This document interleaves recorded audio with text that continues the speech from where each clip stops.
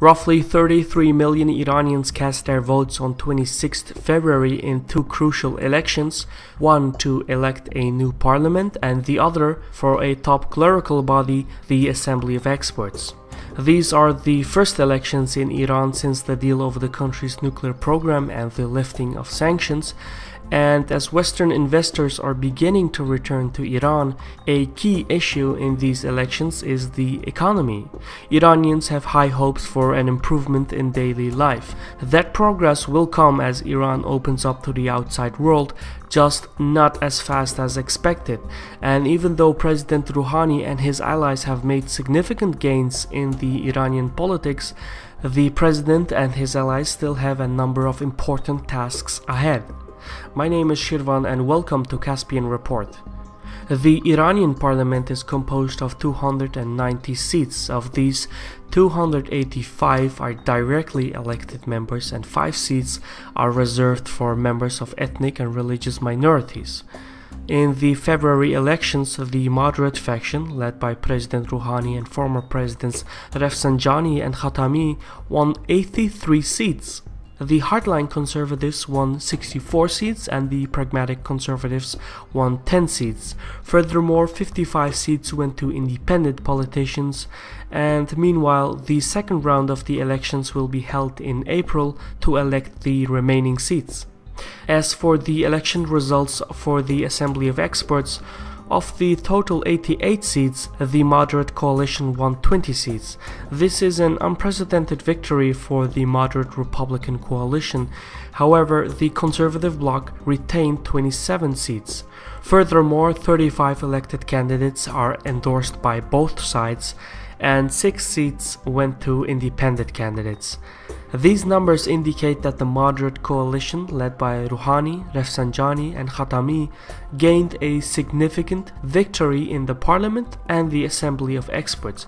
However, at the same time, these numbers are misleading because Iran's democratic system is not a real representation of the people. The thing is, Iran's pretense democracy is embedded in the structure of the government. Iran is both a republic and a theocracy. The country has elected institutions, such as a parliament, but it also has unelected religious institutions. For example, the highest ranking office in Iran belongs to the supreme leader, which is held by Khamenei since 1989. What's more is that the supreme leader is elected and supervised by the Assembly of Experts. However, candidates that run for the elections for the Assembly, the Parliament, and even the Presidency are selected by the Guardian Council, who in return are selected by the Supreme Leader. This gridlock system is important to understand because it explains how Iran's internal political arena works. For one, there are no real political parties. Instead, there are 4 loose coalitions: the hardline conservatives, the pragmatic conservatives, the moderate Republicans, and the banned reformist Republicans. In the mainstream media, these coalitions are often mixed up, so the terminology is quite confusing. The reason why they are referred to as loose coalitions is because during the preparation phase of the latest and past elections, a disproportional number of moderate candidates were disqualified for parliament. Of the 12,123 candidates for parliament, the Guardian Council disqualified nearly 58% in the first round.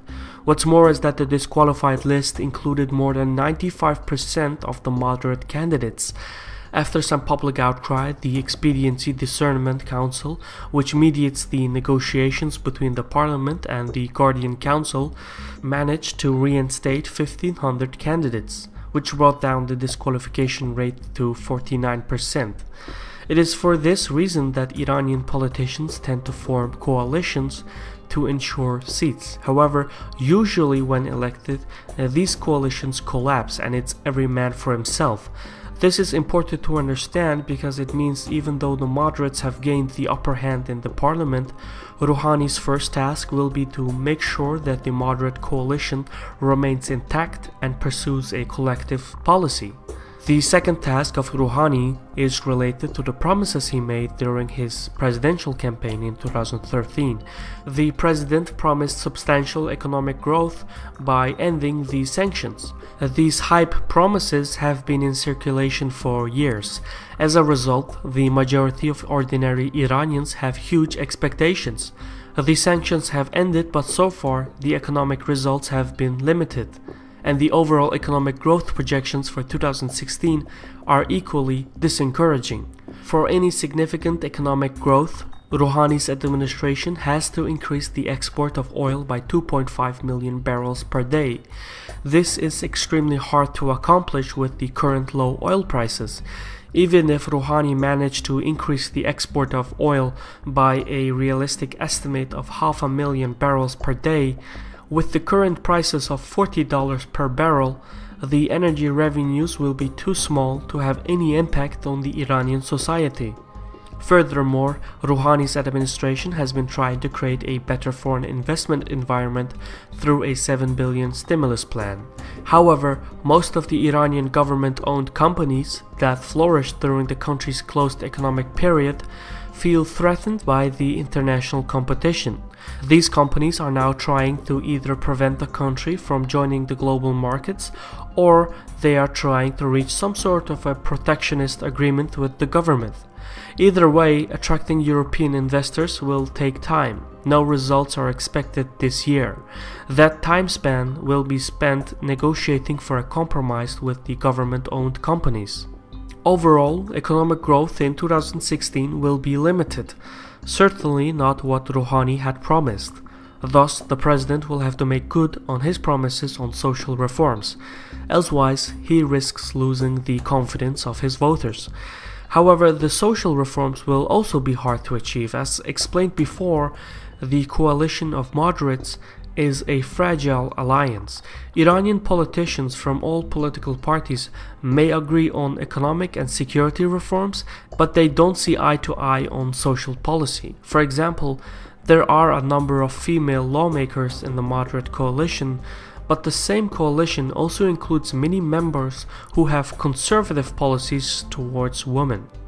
The same is true for the policies on free press and the release of reformist politicians and activists who were jailed following the aftermath of the Green Movement. In short, the Iranian president lacks the coherent support base for any meaningful social reform. Rouhani's third task will involve shifting the balance of power in favor of the moderate Republicans. One of his key allies in accomplishing this is Rafsanjani, a veteran of Iranian politics who has been trying for years to capture a greater share in the Assembly of Experts. The latest election results showed that Rafsanjani reached an unprecedented victory. The moderates now have a strong voice in the parliament and the Assembly of Experts, at least if they can maintain the unity of the coalitions. The Assembly of Experts consists of 88 members, and they are tasked with appointing, electing, and supervising the country's most powerful official, the Supreme Leader. For the past 2 decades, Ayatollah Khamenei has held this position, but the Supreme Leader is now 76 years old. His health is declining.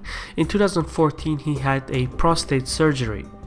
When Khamenei passes away, the moderate coalition will be in a position to negotiate with the conservatives for a more neutral Supreme Leader.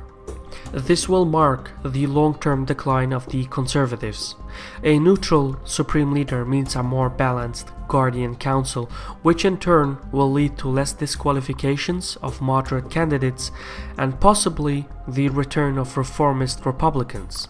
All in all, the results of the latest elections means that in the short and mid-term, the moderates will bolster and reinforce their positions, given that they can maintain the integrity of the coalition. However, the long-term implications will take Iran in an entire different direction. The end of the sanctions and the decline of the conservatives will allow not for the moderates, but for the reformists to dominate Iranian politics. The thing is, attracting long-term foreign investment is not just a matter of capital and goods. It means the exchange of new information and ideas. It means the total collapse of the information barrier. Subsequently, this is what the Supreme Leader Khamenei fears the most. As Iran opens up to the world, outside influences will increase and lead to political and social liberalization. Already, the majority of Iranian youth is expecting far more than the moderates are offering, including free speech, free media, social liberalization, and a more cautious foreign policy. These policies are only supported by the banned reformist Republican coalition led by Musafi, who still enjoys enormous support throughout Iran. Overall, the outcome of the elections will not result in immediate change. Instead, economic and social reform will be slow, and the newfound leverage of the moderates will not be apparent. Yet, the 2016 elections will go down in history as the beginning of the decline of conservatism in Iran. This was a Caspian report by me, Shirvan. I want to thank the following people for their contributions on Patreon. Their support and that of many others have made this report possible. And if you would like to support Caspian Report in producing more original content like this, please visit our Patreon page in the description. For now, thank you for watching, and ciao.